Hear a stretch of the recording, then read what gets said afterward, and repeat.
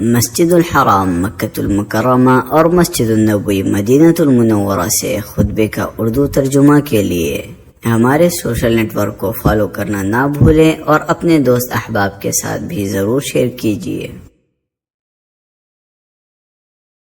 خطبہ جمعہ مسجد الحرام، تاریخ 27 ربیع الاول 1447 ہجری بمطابق 19 ستمبر 2025 عیسوی۔ موضوع اللہ تعالی کی عظمت و قدرت۔ خطیب فضیلت الشیخ عبداللہ الجوہنی حفظہ اللہ، ترجمہ حشر الدین مدنی۔ تمام تعریف اللہ کے لیے ہے، میں اس کی حمد بیان کرتا ہوں، اس سے مدد و مغفرت و ہدایت چاہتا ہوں،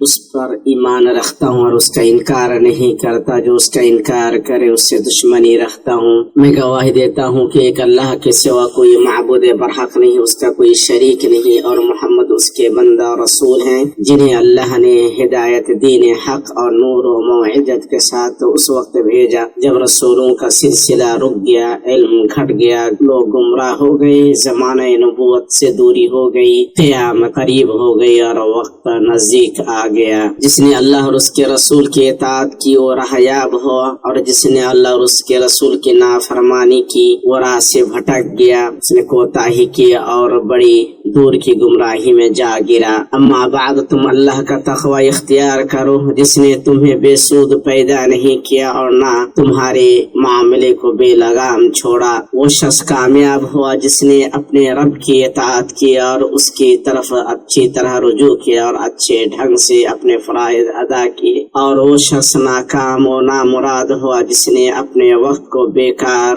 گنوایا اور اپنی عمر کو طاعت کے زیور سے آراستہ نہیں کیا۔ لوگوں، چونکہ انسان لامحالہ اس دنیا سے دار آخرت کی طرف منتقل ہونے والا ہے، اس لیے رب العالمین نے اپنے بندوں کی طرف انہی میں سے رسولوں کو بھیجا تاکہ وہ انہیں اس گھر کا تعارف کرائیں جس کی طرف وہ منتقل ہونے والے ہیں، اور انہیں وہ راستہ بتائیں جو اس تک لے جانے والا ہے۔ اللہ تبارک و تعالی نے اپنے رسول محمد صلی اللہ علیہ وسلم پر قیامت کے واقع ہونے، پوری دنیا کے فنا ہونے اور اس کے بعد دوبارہ زندہ اٹھائے جانے سے لے کر ہر انسان کے اپنے منزل تک پہنچنے کا مختصر مگر واضح اور تشفی بخش بیان نازل کیا ہے۔ اللہ تعالی نے فرمایا، رو کہنے والوں میں سب سے سچا ہے اللہ کا فرمان ہے، اور سور پھونک دیا جائے گا، پس آسمانوں اور زمین والے سب بے ہوش ہو کر گر پڑیں گے مگر جس سے اللہ چاہے۔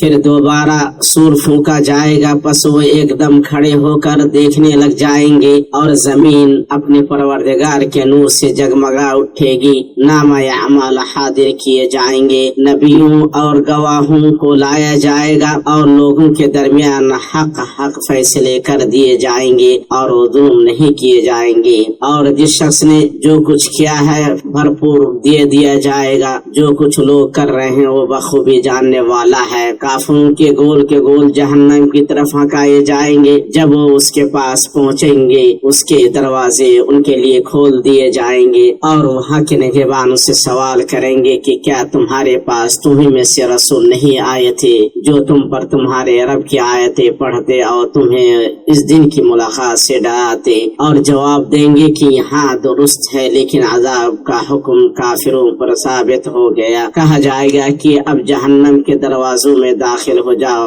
جہاں ہمیشہ رہیں گے، بس سرکشوں کا ٹھکانہ بہت ہی برا ہے۔ اور جو لوگ اپنے رب سے ڈرتے تھے ان کے گروہ کے گروہ جنت کی طرف روانہ کیے جائیں گے، یہاں تک کہ جب وہ اس کے پاس آ جائیں گے اور دروازے کھولے جا چکے ہوں گے، اور وہاں کے نگہبان ان سے کہیں گے تم پر سلام ہو، تم خوشحال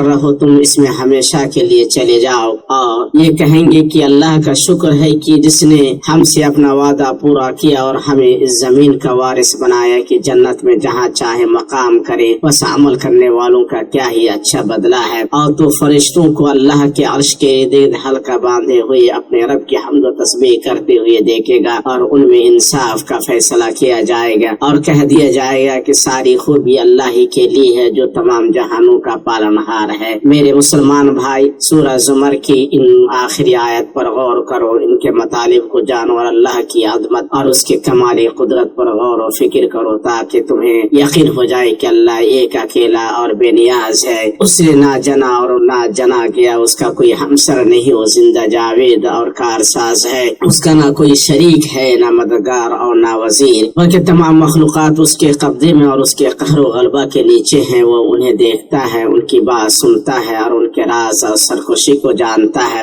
اس لیے اے مسلمانوں، جائز نہیں کہ تم اپنے اور اپنے رب تعالیٰ کے درمیان کوئی واسطہ وسیلہ بناؤ، وہ تم سے تمہاری شہرت سے بھی زیادہ قریب ہے۔ اللہ تعالیٰ اپنی مخلوق سے الگ اپنے عرش پر مستوی ہے، اس کے مثل کچھ بھی نہیں، اور وہ خوب سننے دیکھنے والا ہے۔ مسلمانوں، تم اللہ کا تقوی اختیار کرو، اپنی امیدوں کو صرف اللہ سے باندھو، تمام معاملات میں اس کی پناہ لو اور تمام حالات میں اس کی عظمت و قدرت کو ذہن میں رکھو، اسی سے مدد اور ضرورتوں کی تکمیل مانگو کہ اسی کے ہاتھ میں چیزوں کی تقدیریں اور آسمان اور زمین کے خزانے اور ہر چیز کی کنجیاں ہیں۔ اللہ کے سوا تمام چیزیں اللہ کی ملکیت ہیں، لہذا اس کی طرف بھاگ۔ مخلوقات اپنے لیے نفع نقصان کے مالک نہیں، سوائے اس چیز کے جو اللہ چاہے۔ اللہ لوگوں کے لیے جو رحمت کھول دے اس کا کوئی روکنے والا نہیں، اور جو رحمت روک دے اس کے بعد اس کا کوئی بھیجنے والا نہیں، وہ غلبہ و حکمت والا ہے۔ تم اللہ سے ہدایت اور توفیق مانگو، اس کے سوا کوئی ان کا مالک نہیں۔ اے اللہ، تو ہمیں ہدایت دے اور ہمیں ہمارے نفسوں کی برائی اور ہمارے برے اعمال سے بچا۔ اے اللہ، ہم تجھ سے تیرے نبی محمد صلی اللہ علیہ وسلم کی شفاعت مانگتے ہیں، تو انہیں ہمارا شفیع بنا۔ اے اللہ، تو ہمارے لیے قرآن عظیم میں برکت دے اور اس کی آیت اور پورے حکمت ذکر سے فائدہ پہنچا۔ میں اپنی بات کہہ رہا ہوں، عظمت والی اللہ سے اپنے لیے، آپ کے لیے، تمام مسلمانوں کے لیے ہر گناہ کی مغفرت طلب کرتا ہوں۔ تم اس سے مغفرت طلب کرو، بے شک وہ بڑا بخشنے والا مہربان ہے۔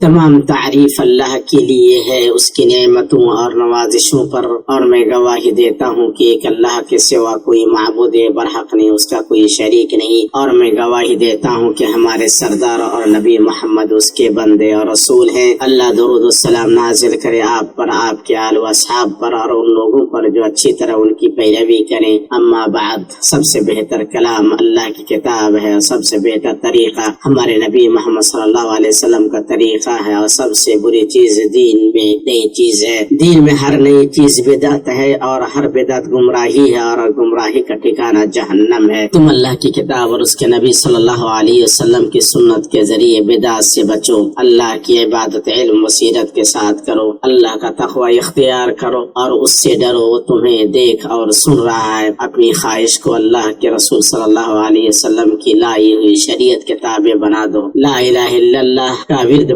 کثرت کرو، جنت کی کنجی ہے، اس کے معنی مطلب کو عملی جامہ پہناؤ، اور اپنے نبی کریم صلی اللہ علیہ وسلم پر درود و سلام بھیجو، یہ ان کی امت پر ان کے حقوق میں سے ہے، اس سے تمہارے سینے کشادہ ہوں گے، تم اپنی پریشانی سے بچا لیے جاؤ گے، تمہاری ضرورتیں پوری ہوں گی، تمہارے گناہ بخشے جائیں گے، اور تم ان کی شفاعت کے مستحق ٹھہرے ہو گے۔ اے اللہ، درود و سلام اور انعام و برکت نازل فرما ہمارے نبی محمد صلی اللہ علیہ وسلم پر، جو مقام محمود اور حوض کوثر والے ہیں، جن کا چہرہ نورانی اور پیشانی روشن ہے۔ اے اللہ، تو راضی ہو جا چاروں خلفاء راشدین ابو بکر، عمر، عثمان اور علی سے، اور اپنے نبی صلی اللہ علیہ وسلم کے باقی تمام صحابہ کرام سے، اور ان کے ازواج مطہرات امہات المؤمنین سے، اور ان کے طیب و طاہر آل بیت سے، اور ان سب سے جو قیامت تک ان کے نقش قدم پر اچھی طرح چلے۔ اور اے اللہ، اپنی مہربانی اور فضل سے ہم سے بھی راضی ہو جائے۔